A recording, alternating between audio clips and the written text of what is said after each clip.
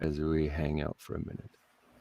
And we are live for part 5 of the cold reads of Industrial Strength by Macronomicon. And boy, do I have a special treat for you today. This is so exciting for me. It's so much fun. Mac is he's not physically in the studio with me, but he is audibly in the studio with me. And guess what? He brought his wife. Mrs. Macronomicon is with us as well. Thank you so much for coming. I appreciate it. Absolutely. Well, we were playing Deep Rock Galactic side by side because our computers are kind of smushed together. So it was opportunistic. And waiting for you to come online. Yeah. Well, if I'm anything, it's opportunistic. So I think that's fantastic. Perfect. So we were just before we went live, we were chatting a little bit about how you help with some of the production in here because you do a bit of graphic manipulation, design, typography, that kind of stuff. Do you want to tell me just a tiny little bit more about that? Sure. I started with Photoshop back in my teens, so almost 20 years ago, and I've just been doing manipulations. It should have been 10 edits years or ago. adjustments. whatever. I ain't ashamed. I'd like to spend way too much time looking at fonts online and figuring out what I like. My collection is ridiculous, but that's kind of what I do. I adjust things, change colors, make things bigger, smaller, weird stuff out, support Chansey out, or however I can. That's awesome. That is so cool. I also do a few other things. I just get a lot of stuff ready. Yeah. And ready to go. So, Mac, I know that you were born and raised in Alaska. Yeah. Mrs. Mac, were you born and raised in Alaska, or did you? I sure was. Yeah, we met on the middle school bus. Yes. Are you serious? Uh-huh. That's fantastic. That is so cool. So was it immediate magnets coming together, or was it enemies that became friends, that became lovers? We became friends in middle school because we rode the same bus, etc. And then there was a gap. He was still in middle school when I went to high school. And then when he came to high school, things just kind of clicked after that. Yeah. Going after the older women. I get it. I get it. A whole 9 months. Oof. Cradle there. Hey, in middle school, that's a big deal. 9 months. Yeah, that's right? freaking huge. Wow. That's incredible. So you've been together for a lot of years. Longer than we haven't. Yeah. Yeah. My word, that's incredible. That's amazing. And so what's your secret? How do you make it work? What is it? Has it been we're going to guess 25, 30 years? Okay, well, there's the determination to do it. There is no other option but to stay together. That helps. But that's not what makes it palatable. What makes it palatable is, communication. And anytime we get mad, we stop and we say, "Hey, I'm mad, and this is the reason why. Was I misunderstanding, or was there actually something there?" You know what I mean? Wow. Yeah. Communication. That's a huge part of it, for sure. No, that's amazing. And I mean, clearly it's working for you. It's been quite a long time. And something that I've noticed myself, I married my high school sweetheart, and we've been together for it was 20 years in September. And one of the things that I noticed is that if, like you said, if you're not intentional about it, it's very easy to grow apart than to grow together.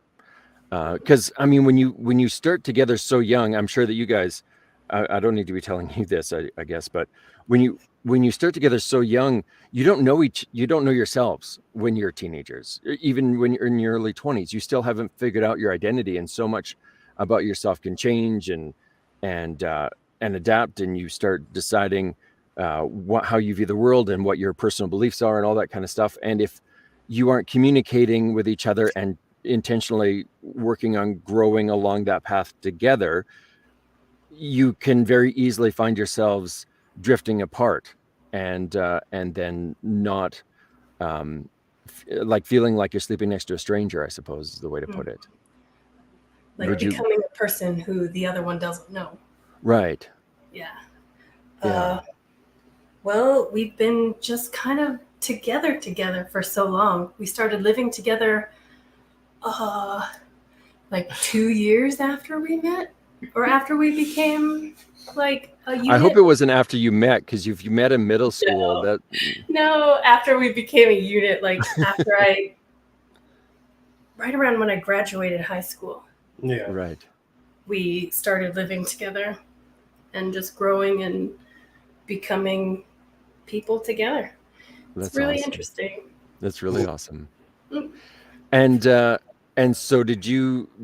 And I hate asking. Maybe I shouldn't even ask this question, but now I brought it up. Well, because I never really did much post-secondary, and so and always in interviews they're like, so where did you go to school? And they mean like college, university, and that can feel very like irritating to someone who never actually went to any post-secondary. So I got like 2 months of college. Yeah. Because I got bored of it. Yeah. I took business, finance, and accounting because, I always wanted to be rich, and I figured numbers are a good way like everyone does, I'm going to be rich. What do you want to be when you grow up? Rich. Mm-hmm. Yeah, cool. Okay, awesome. I went to a couple years in college, but I wasn't really going after a bachelor's or any kind of degree. It was just into my interests. So it was psychology and Japanese and biology for a while. Cool. But then I ran out of money. So and my grades weren't good enough for scholarships and yeah. So do you keep up with your Japanese? No, not really. I didn't do very well. You've been watching JoJo's Bizarre Adventure. That's of course anime all the time, but that's not the same, obviously. So how was your experience with your folks? Were they on board with your relationship? Did they start expressing concern, or was it just smooth sailing? I think we both had really liberal parents, because they were like, just be safe. Yeah. And that was about it. Yeah. Yeah. My dad's favorite line is "no glove, no love" kind of thing. So it's just like, as long as you're safe, do whatever you want. Oh my goodness. So I'm really appreciative to my parents for that, because they let me be my own person instead of trying to make me into someone. Mm-hmm. You know what I mean? Yes. Now, Mac, I know that you have at least one sibling. I think you have 2 siblings. Is that correct? Yeah. They're both older sisters. Right. and I have a younger sister. And you have one younger sister? Yep. So how was that? Like, do you get along with the siblings? I get along with them fine. I think, if anything, it made it so, as a person, I'm very reliant on other people to do things for me. Growing up with everybody being older than me, smarter than me, more experienced than me, I was like, can you do this? Can you do that? And it reflected on my adult characteristic. And that's pretty much the biggest thing that I'm trying to fix as an adult. But yeah, I got along with them just fine. They're brilliant. They're crazy and brilliant. But sometimes those go pretty well hand in hand, doesn't it? Brilliant but crazy. I had a rough time with my family. I left my family at 16. Wow. I get along all right with my family now. After I grew up a little bit and figured out what was going on and got away from the toxicity, we kind of became better friends as people and are kind of worked back into being family. My sister and my father still live in Alaska, and she has a child who's almost 2.5. Wow. something like that. Yeah, it's kind of crazy. That's awesome. But yeah, so we get together pretty much every weekend online and play games together. Oh, that's Yeah. fantastic. So he works like a 9 to 5, and then everybody else works from home or as a mom. Mm-hmm. So we set aside Friday night and Saturday night to get together with, her dad, her sister, and kind of like become a family unit. And just the other day, all four of us were standing on the prow of a Viking warship, going down a tiny little channel, and bad guys were streaming in from every angle, and we had to beat them off with sticks as my wife was steering down the channel, trying not to get the boat destroyed. And it was, Really close. we're just making great memories every weekend. It's awesome. That is phenomenal. I was so tempted to be like, now wait, are we still talking virtually, or is this something that you actually do in Alaska? Because I would believe both. I would totally believe both. Well, I don't know if there are any trolls in Alaska. I'd never seen them. So I'm sure there's plenty of trolls living in their mom's basement in Alaska. Oh, that's fantastic. Fantastic. So, Mrs. Mac, do you read all of your husband's work, or do you only cursorily read some of it, or have you read any of it, or you're like, you know what, for the sake of our marriage, I want to not judge you too harshly, or how does that work? Well, I did read some for a while, but then some of it got on my nerves, and some of it's just like not my thing. So I cursorily read it on occasion, but I pretty much let him do his own thing, which is fine with me. But I support him every way I can. Yeah, no, that's definitely the way. My wife is the same. She is not a fan of audiobooks at all. Never has been. She's not an auditory learner, and so she can't pay attention to someone talking while she's doing something else. So she would much rather just read. And I knew that going in, so it was not something I was terribly concerned about, and I wasn't going to try and get her to listen to anything I had done. So yeah, no, I can appreciate how it's like the support is there, but don't make me go there. You know what I mean? So I get that very much. But you did happen, when we popped in, you did happen to say that you had listened a little. Was it yesterday? Mm-hmm. That you happened to hear a little bit? Yeah, I do enjoy audiobooks and podcasts, so it'll probably be a lot easier for me to like actually listen while I'm doing something else, because I've got, attention deficit, so I have to have like 3 things going at once to actually pay attention to anything. So I'm familiar. So yeah, I'm excited. That's awesome. We've been having just such a blast playing around in Industrial Strength Magic. Because man, boy, I feel like a broken record, but I'm going to remind everybody who's hanging out, who's listening with us, if you do happen to have questions and you would like to ask about this book, or questions for the author, for myself, whatever, throw them up in the chat. If we see them, hopefully we'll be able to give you some answers and go from there. I was loving, one of the things that was really great for me, I feel like a broken record sometimes, was when I was working with on the Stitched Worlds. I loved how Jeb, and it seems to be a common theme through all of your series that I've done so far, is that I don't know, I think that maybe this Perry with this whole tinkering thing, I feel like that really is something that you're into, Mac, because you're always having your characters kind of think outside the box and come up with ways to use whatever they have around them to kind of advance their quest or themselves forward, or give them an edge or an advantage. Is that accurate? Are you a tinkerer? Do you have lots of projects that you kind of fiddle with?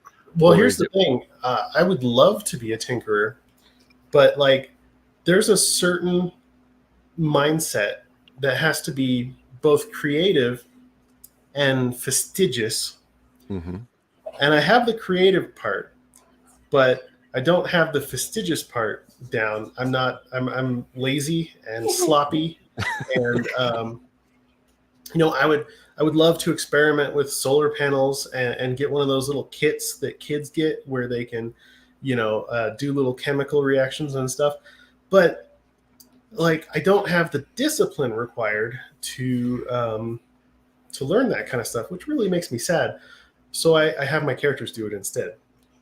That's awesome. Because it's a lot easier in text when you can just hand wave it and say they did it. But that's the thing. You don't just quite hand wave some of this stuff. Like, you've gone into some detail with some of these things about breaking down how they put stuff together, or how they, like how they build whatever, like in Jeb's case, when he's building a wand, or he's, breaking down some component of some machinery or some magical device, and he's broken it down to all its little bits and pieces, and then grabbed, those bits and put them together to create something new. So there's other people that go, and he made a wand, and you're like, no, we're going to tell you a little bit more about how that works, and his logic and his mental process of how he comes up with that, which I find brilliant. Really, really awesome. Is one of my favorite things about that series. And then also seeing it now, as we're just barely getting into Industrial Strength Magic, a little bit more of that kind of coming out in the read. Oh yeah. And even with Calvin on Wake of the Ravager, he's more of a thinker and like a, how do I make this work with the build of his abilities, right? Like, he only gets so much bent that he can use in so many different warps, and he can manipulate. And how does he use what he has to kind of structure his magical abilities into something that's going to be advantageous? And there's some stuff that he gets that you wouldn't think is going to be something that's helpful, and he ends up working it out either by happenstance, possibly, but also a little bit of intention, trying to make things work with some useless items, and it keeps coming up better ways to do it. That's kind of how my brain works. Like I said, very creative, but implementation in the real world is always a problem. But you can get really detailed, and it always works in text because you said it did. Yeah. I mean, unless you say it doesn't for fun, but. Well, I seem to remember an explosion of worms making something not work out exactly the way Jeb had intended it to. Yeah. So it is one of those fun things where, and I appreciate that we have these characters who they're experimenting, they're trying out these stuff, and they eventually maybe do get it, or they get some facsimile of what they have, or they try something out and it doesn't work. And it blows up in their face, and they're like, oh crap. But then they learn something through that process, and then they're able to use that failure to an advantage later on. And I find that really, really cool. I think that's a sign of some great imagination and great, inventive writing, to make it so that it doesn't just magically work out. Like you have sometimes where all of a sudden a stranger hands them this item and they're like, oh, this is weird. Well, I should probably throw this in my inventory. And then they throw it in their inventory. And then 2 chapters later, it's the exact thing that they actually needed to complete something that was completely impossible beforehand. And you're like, that was a little bit too easy. So, difficulty, limitations breed creativity more than you would think. Because when you say you can't do it this way, you are literally forcing yourself to find alternatives. So the harder you make it on your character, the more interesting it will be later. Yeah. Which is why you try to never give them like an obvious like fix everything button or solution to their situation. Oh, that's strange. Jeff has a thing that says he's having trouble seeing this on our streaming with Facebook and YouTube, and maybe that's why we're not getting some comments. That seems odd. And unfortunate, because we're like 20 minutes in, and if we're not having anybody go, it's just frozen. That's really weird. That's unfortunate. If you are here and you're listening and hanging out and you're not frozen, could you put a little comment or something that is working, so that we know that, I mean, as much fun as it is talking to the author and his wife, I don't want it to just be something that we're doing without it actually being recorded. That would be awful. I just opened up YouTube and I seem to be seeing you. Okay, so it seems to be working on your end. Yeah. Cool. Okay. Well, it could be just on his end, which is unfortunate, but hopefully everyone else is able to be here and hanging out. Cool. Fantastic. All right. Well, we'll make sure that that's muted so that we don't get a bunch of rolling feedback. We probably should read a little bit of this book. I don't know. Having too much fun chatting with you. Oh, I had one question I wanted to ask before we do that. Go for it. Okay. Living in Alaska, I mean, I've been north of 60. I went to Hay River, but I have not ever been to Alaska. But I did live I was born and raised in Dawson Creek, which is mile 0 of the Alaska Highway. And I'm curious, knowing how much further north that is than where I grew up. Have you ever thought about moving away from Alaska? Is there something about Alaska that just, you're like, I just love it. I don't want to ever live in sunshine for half the year. The only thing that I really, really enjoy about Alaska is the summer. Because it's, polar opposites, literally. And during the summer, you can get up to 20 to 22 hours of sunlight per day. Wow. It's constantly 70 degrees outside. Wow. And the sun is warm and the wind is cool. And it's just perfect weather for camping or fishing or any outdoor activity you want to do. And the sun's up all day, so you can do it. And then the fishing is amazing. I grew up, my grandparents had a fishing lodge. So the first time that my wife took me combat fishing, which is a bunch of people standing on the shore and competing with each other to catch fish, I was like, what the hell is this? Well, it's more like snag fish, because they're not interested in food. Right. You're just trying to get that thing somewhere in their mouth. I never realized how coddled I was as far as fishing, because every time I ever went fishing, I was in I was in a place that other people would spend like $10,000 a week to visit, in a boat by myself in the middle of the wilderness,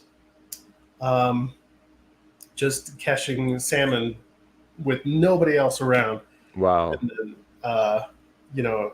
and then I was introduced to like the peasant way of doing it. Anyway, combat fishing. I've never heard of that. That's a new one for me. So do you love fish? Like, do you love to eat fish? Do you, catch them and then you scrape the scales, gut them and get them ready and put them on the grill? I don't particularly love fish, but I like to catch them. There are a few recipes that involve fish that are really good.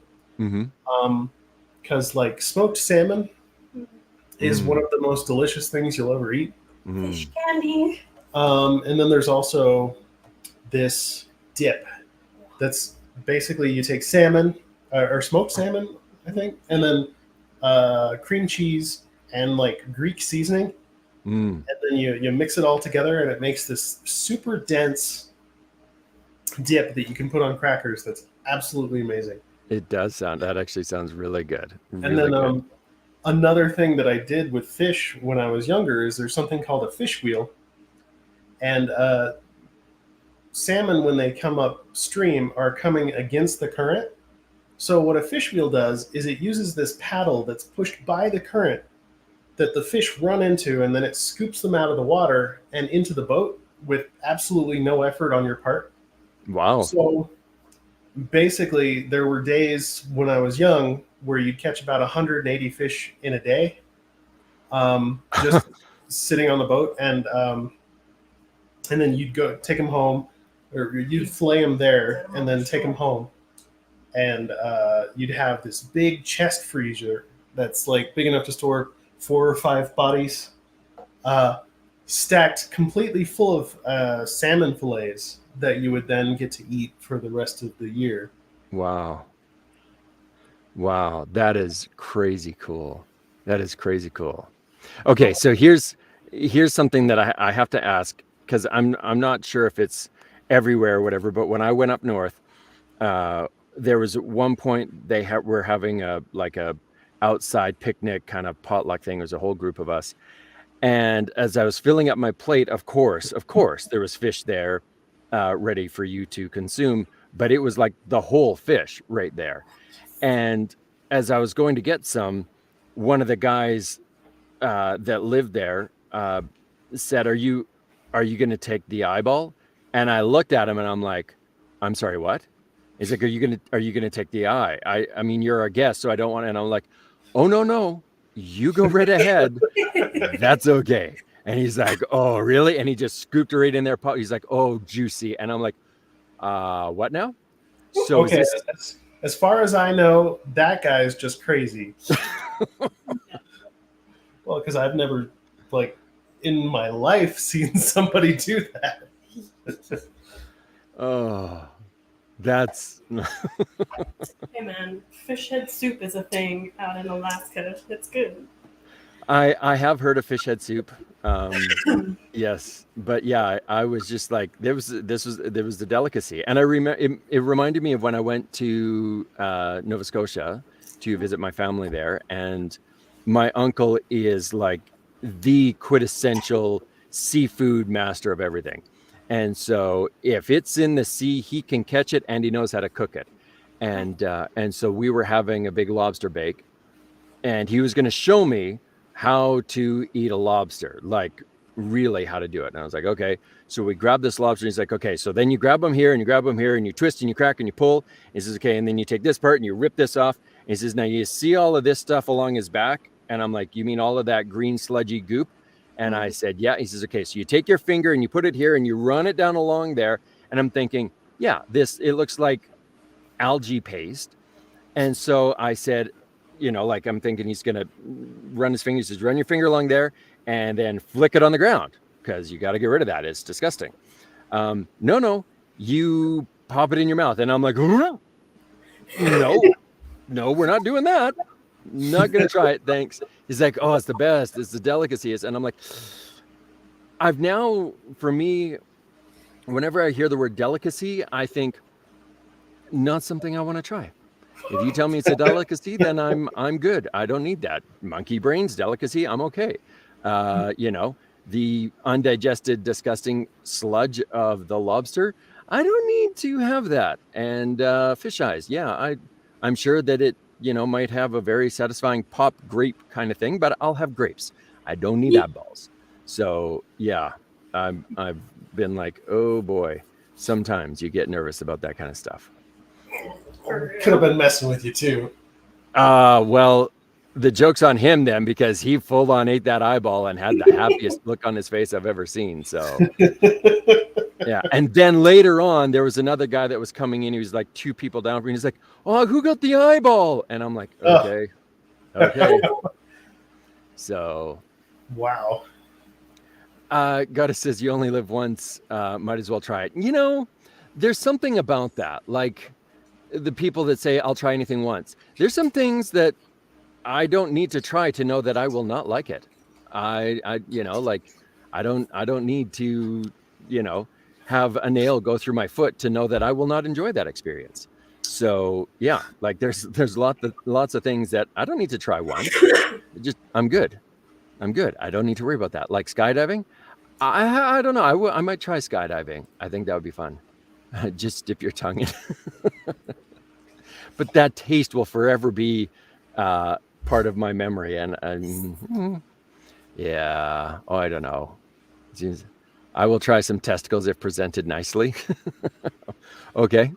I was I was actually thinking like a bow tie. I was on a ranch in Alberta here where it was castrating season for all the young bulls, and the prairie oysters, they were cooking them up and doing it real good.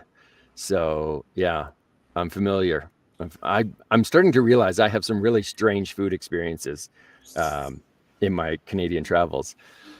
Boy, oh boy, my word. Pretty impressive what humans will do to survive. And then decide, you know what? We have all these other options. We have good food. We have really wonderful, pies and different types of savory meats and vegetables. But no, let's try this thing that crawled out of that rock. That sounds good. You just made me remember moose spaghetti. I'm sorry, what? Well, you take moose, you grind it up like a hamburger, Okay. and then you add it to your spaghetti. Mm-hmm. And so you just make a spaghetti meat sauce with moose, and oh my god, that is a nostalgic taste for me. I feel like that would be a thing I would definitely try. I don't think I've ever. I've had moose jerky, but I don't think I've had moose patties. Bison though, oh, that is a yummy meat. The first time I had a bison burger, I was like, wow, that is fantastic. That I would eat. Meat looks delicious. It's all about the sauce. Sometimes, I mean, it can be, a good seasoning will make anything taste good, I imagine. Boy, oh boy. This is supposed to be a 30-minute reading, and we have already hit our 30. We're over 30 minutes, and we haven't even started reading this. Okay, I'll turn off my mic. Oh my goodness. Well, thank you so much for both of you hanging out. I really appreciate it. It's been a blast having you here. If you're sticking around and we happen to have parts where we can ask you some questions or whatever, maybe you can turn your mic on and let us know. But if you're not, which is totally okay too, I'm so glad that you were willing to stop by and chat with us. And thank you, Mrs. Macronomicon, for joining us as well and giving us a little purview into Macronomicon's more lovely half. No problem. Yeah, I'll stay in. I'll just turn on the mic again if you have questions. Sweet. Thanks. That's fantastic. Okay. Let's see how much we can get through in this before I have to actually start really working on my day. We are in Industrial Strength Magic, Chapter 6. Tinkering is the name of this one. And let's start now.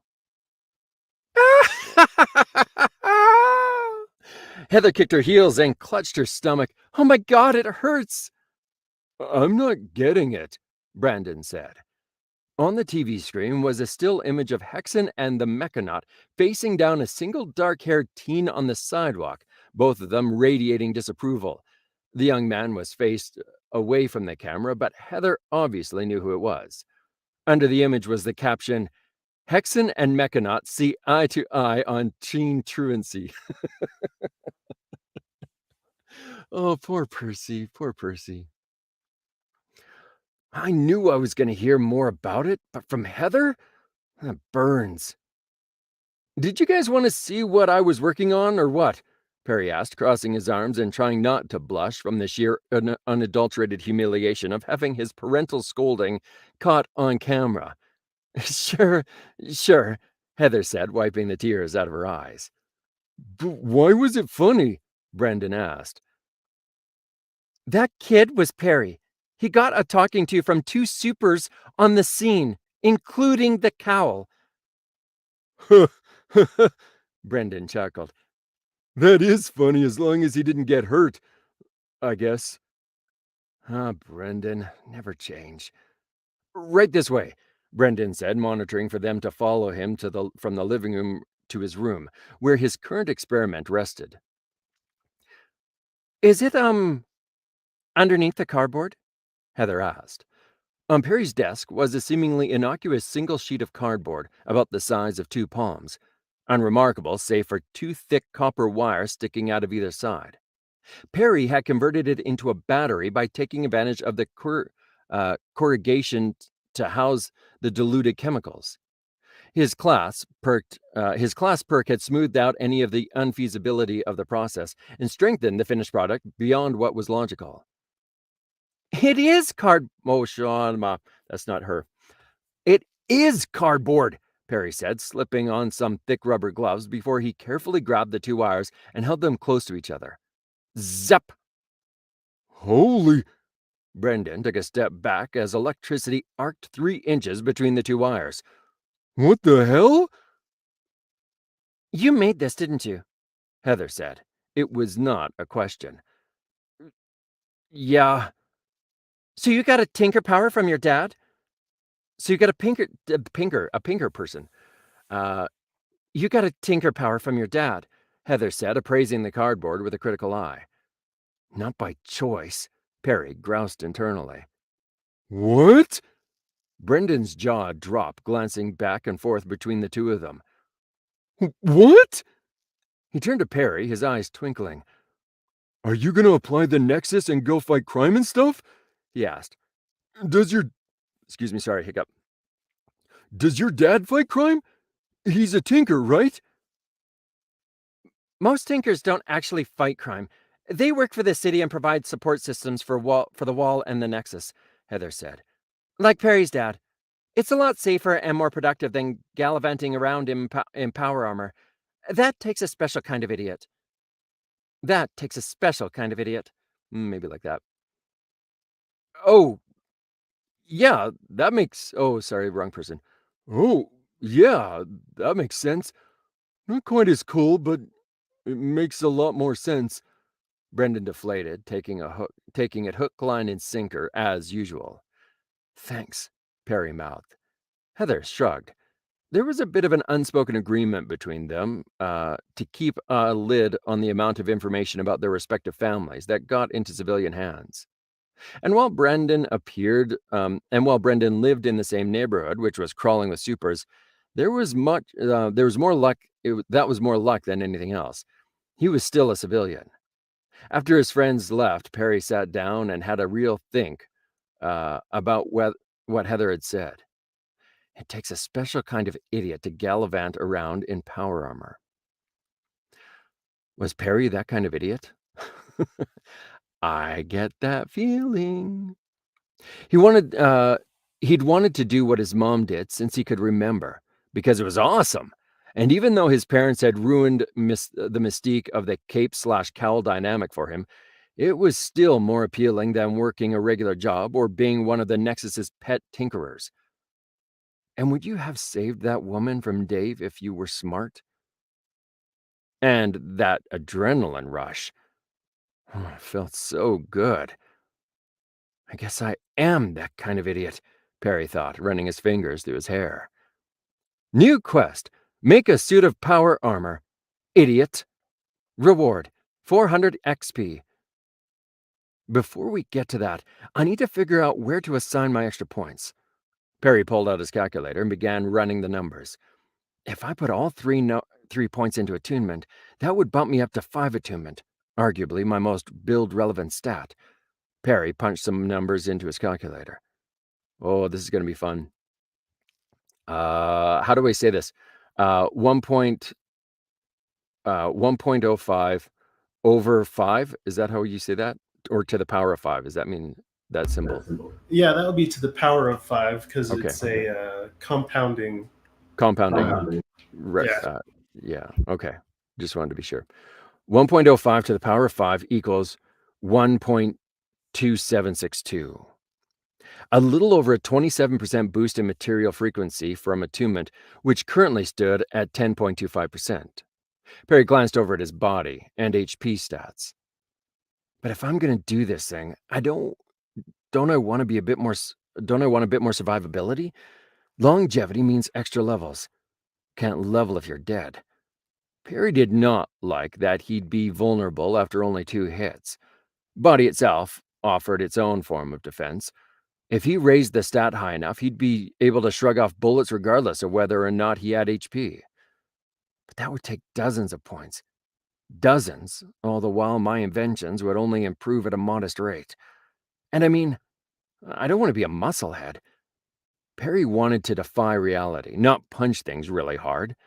I'm not saying punching things hard isn't good. It's just so limiting. Perry's decision was made.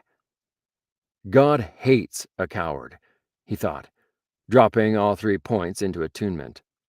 For a moment, Perry got the conflicting impression that his senses were expanding out of his body, and also that there was nothing beyond his room. That if he opened the door, there would be nothing outside but a pitch-black void. Then the feeling was gone, and his senses seemed to retract back inside his skull. That was weird. Perry shook his head to clear it and glanced at the tide watch on the wall of his room. The tide watch looked like an old-timey thermometer, a vial filled with a red liquid. It measured how strong the tide was. It relied on amplifying and displaying the same simple mechanisms that caused the ocean to rise up to meet the wall, something that normally was too small a function to be felt by the body. Gravity. Still normal, Perry thought, glancing at the tide watch. Back when the tide had first started, scientists had bent their every effort on figuring out what was causing the fluctuations in gravity. He's going to make sure that I haven't missed a whole bunch of... She's like Mrs. Claus. Yeah. Sounds like what Steve was actually thinking a second ago. That's Joe's line. La la la la. Okay, so where are we here? Gravity. Okay. Some even succeeded. Those poor bastards. Perry shuddered. Anyway, let's see about testing the new limits of our materials. Cardboard was sitting at 30.6 times its original strength, and each of his original materials also got a healthy uptick in their durability. 30 layers of cardboard is not bulletproof. Nobody ever said Perry had to use cardboard. He'd like to use it, but he'd like to use it as a large portion of the load-bearing structure because he could incorporate the battery technology he'd prototyped to make the load-bearing structure double as batteries. Incredibly lightweight, powerful batteries. I could make a suit of powerful armor that weighs less than 10 pounds. Perry cocked a brow. That lends itself really well to flight. Perry kicked his rolling chair over to his desk and began brainstorming ideas. What he needed was a composite material.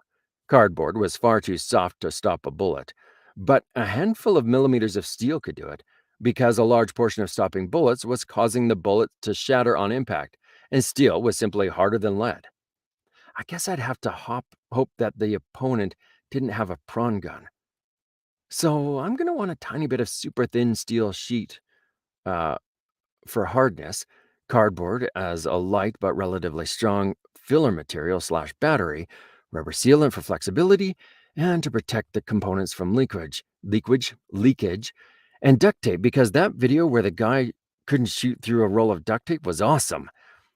Perry could get away with using thinner metal sheeting that was strictly recommended for stopping a bullet because of his spendthrift perk. Steel sheeting isn't terribly expensive, but it's not super cheap either, so the modifier is probably 18 times. The problem was Perry didn't have any steel sheeting. Would aluminum work? The aluminum that hadn't stopped small arms fire had been as thin as a human hair. Perry pursed his lips and scooted back over to his computer, looking up at a handy chart giving him the different hardness, strength, toughness, and ductibility of various materials. Aluminum was ductile as heck.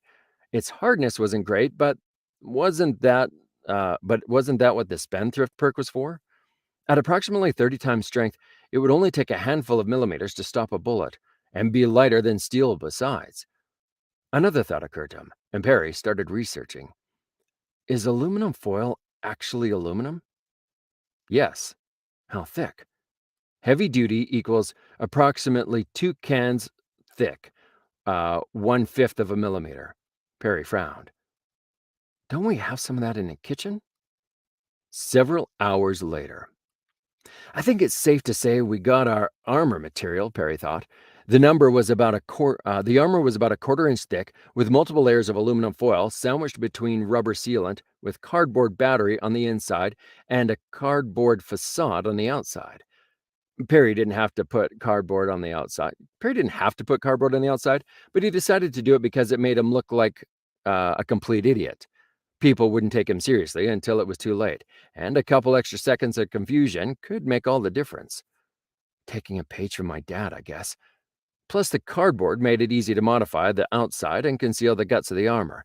People would begin to assume it was high-tech under the cardboard. Facade eventually, and he didn't want to dissuade them. Now that we've got a material, I just got to figure out a design for the armor and some spell discs that I can actually fight crime with. Perry flipped through his spell ingredient acquisitions from the day before. Tomward's floating dazzler. Neophyte difficulty. Nope, that takes too long to grow the crystals. Should get started on growing those ASAP, though. Good crowd control. Perry grabbed the phantom jellyfish, salts, and some string, placing them on top of his glowstone growing tub to be given his complete attention later. Kolath's floating armaments, intermediate difficulty. Ingredients: Arianite, Vivint Root, and Mind Taker Ichor. Render the Arianite into a liquid using a forge mixed with powdered Vivint Root, 1 pinch per jangle of Arianite. Pour into molds of the desired shape. Beware that the floating armaments are 500 times bigger in every measurement, and plan accordingly. At this stage, the Arianite alloy will begin to react with the Vivint Root. Am I saying that right? No, it's Vivint Root. With the Vivint Root, and most likely, or it could be Vivint. We should double check that and find out. I always thought of it as Vivint. Vivint? Yeah, sure. Why don't we? I just feel like we could. This is an actual word, or did you make this one up? I never know sometimes. Pretty sure I made it up. Okay. But the root was revive, vital. Okay. So like the root from is that Latin? I don't know where that root came Don't from. ask me, man. But that's kind of what I had in mind. Okay. So say it for me one more time. Vivant. Vivant. With the Vivant root. Vivant root. And most likely degrade within 3 weeks. Make sure there are no bubbles or holes in your pouring. As a result, as those will result in holes in the floating armament. Finish the final details with jeweler's tools as desired. Make sure any weapon is sharpened, as a casting will not come out able to cut flesh. Once the details are complete, inscribe a unique symbol in Mind Taker. Okay, so I have a question here about the way you had mentally done this, because is this something, because it seems like these are instructions that, is he like coming up with this on his own, or is he like writing down his process? Oh, this is coming out of his mom's spell book, like the very first thing that he was reading. Oh, I see. Okay. I see. Well, that helps. That helps a great deal to know. Cool. Awesome.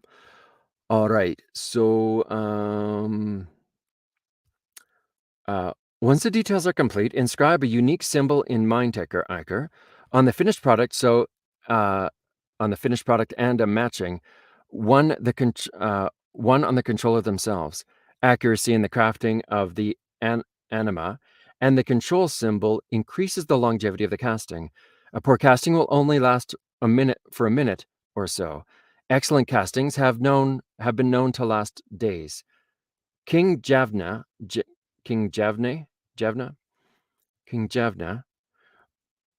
went into battle against the Merc with 6 perfectly casting floating armaments, and was said to have fought for 7 days before boring. Perry skimmed the impromptu history lesson. Consumes the Arianite alloy upon activation. Oh, yeah, now we're talking. Perry set those ingredients aside, being sure not to touch the bad aragonite. The silvery metal had root-like streaks of black oxidation running through it, which would no doubt foul up the spell, save for Perry's spendthrift perk, minimizing contaminants. Hopefully. I really don't want to necrotize my tissues. I like my tissues. Perry tried to look up at the melting temperature of aragonite, but couldn't. Perry tried to look up the melting temperature of aragonite, but couldn't find it. I guess I'll have to science that shit. What's next? The next spell had notes written in his mother's handwriting in the margins. Sacrifice to Jintax? I think, yeah, Jintax. Intermediate difficulty. Ingredients. Bone, aragonite. Create an altar out of bone, any kind, and create an altar out of bone, any kind, in the design picture below. Accuracy is vital. Killing something with an aragonite dagger on top of the altar to charge the death metal with the power of their life force. Can be used to self-heal or power unlife.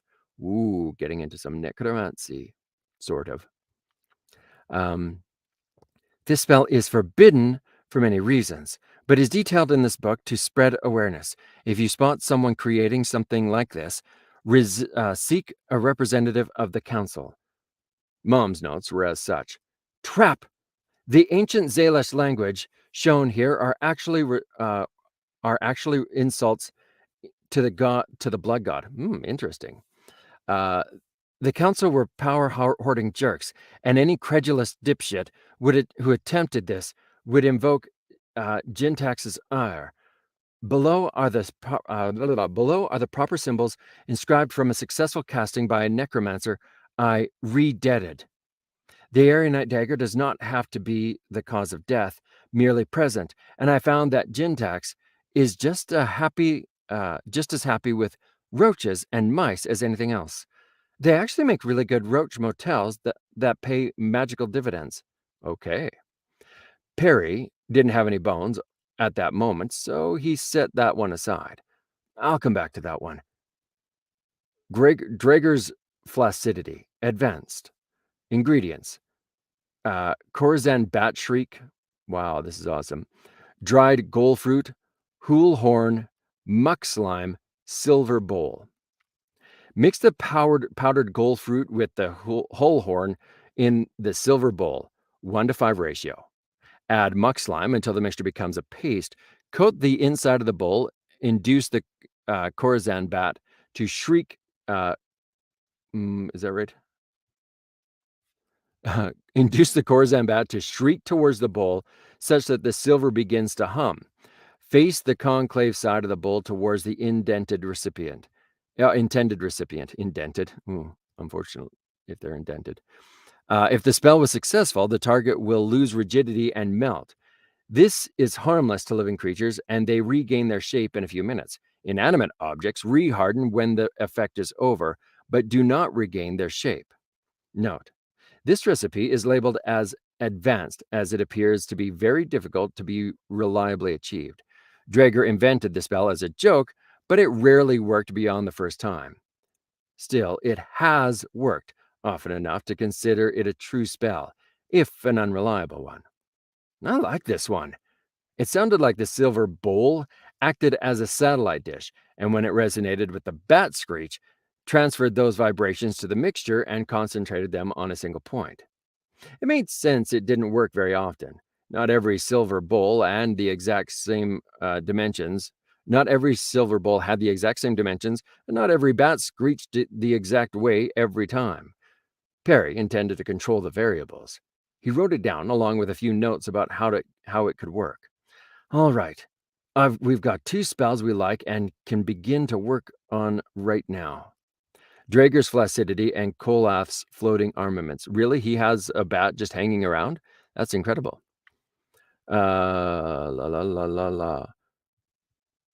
Perry glanced over at the death metals sitting ominously on the desk. Did I say that right? I always say ominously on the desk. He jotted down another note. Test spendthrifters' contamination mitigation properties on harmless reactions before live testing floating armaments. I like my tissues. Okay, that one's going to be an interesting chapter to work through because there's a lot of reading. It's like reading a recipe book, right? Like those ingredients and that kind of stuff, and going through a lot of kind of densely packed stuff. So usually when I'm working on something like this, it takes a bit of time for me to kind of manage how to, like, one, you have to be very familiar with it because you have to sound, especially when you're like reading a textbook, you have to sound as a narrator like you're an authority on that material so that it makes sense. And then you have to be able to convey it in a way that isn't like a professor who's like, Bueller. So wanting to make sure that I do that, I usually take a little bit more time with these to make sure that I have that authority that's sort of like an engaging instructor. But yeah, this is going to be crazy. This guy is going to have some fun stuff to play with. Really awesome. Okay, that is going to be it for today. We went a little bit over on our time, which is kind of okay a little bit because tomorrow I will not be able to come in. I have an appointment that I'm not going to be able to be here at this time. So we will pick this up again with chapter 7, I believe, on Thursday, 9 Mountain, 10 Central. Thank you so much for hanging out. I hope you enjoy this book as much as I'm enjoying it. We're doing this cold read where I'm just checking out the whole process. I know nothing about this book. I haven't pre-read. I try and stay away from it as much as possible until we're in here, which is hard because, so much I want to read ahead. There's so much I want to check out about this book because it is really a lot of fun. So my thanks to Macronomicon and his lovely wife for hanging out with us for the first half of this and getting us to know a little bit about your life in Alaska. That's fantastic. Thank you. Thanks for having us. So awesome.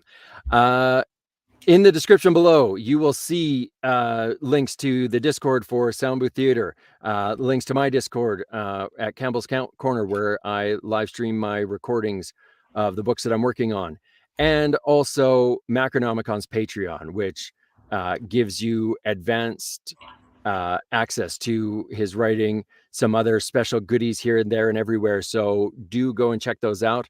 Also, please like and subscribe to this channel. And hit that little notification button so that you know when people are coming in to hang out. I believe yesterday afternoon, Jeff came in to do a cold read himself for a little bit. So there's always some fun stuff going on at Sound Booth Theater. So you don't want to miss it. Thank you so much. We will catch you in 2 days. Thank you. Check you later. Later. Bye, Mac. Bye, Mrs. Mac. We'll talk to you soon. Thanks.